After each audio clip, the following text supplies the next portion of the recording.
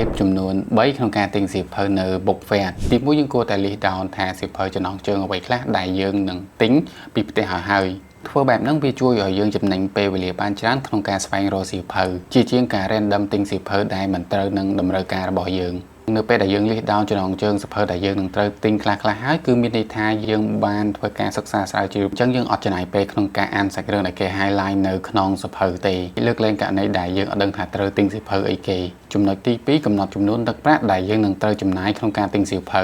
វាជួយឲ្យយើងចេះគ្រប់គ្រងការចំណាយហើយជៀសវាងការចំណាយ over budget ធ្វើបែបហ្នឹងវាជួយឲ្យអ្នកទាំងអស់គ្នាមាន clarity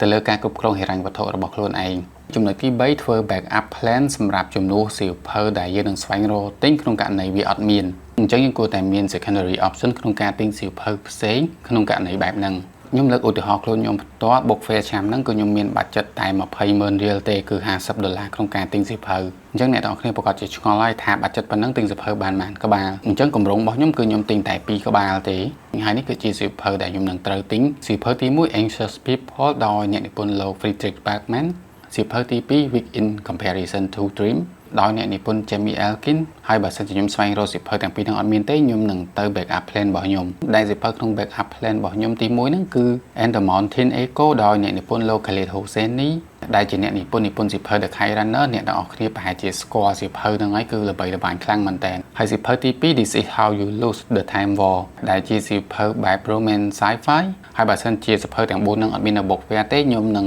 យក budget របស់ខ្ញុំហ្នឹងទៅទិញ stationery ហើយនឹង merchandise ផ្សេងៗ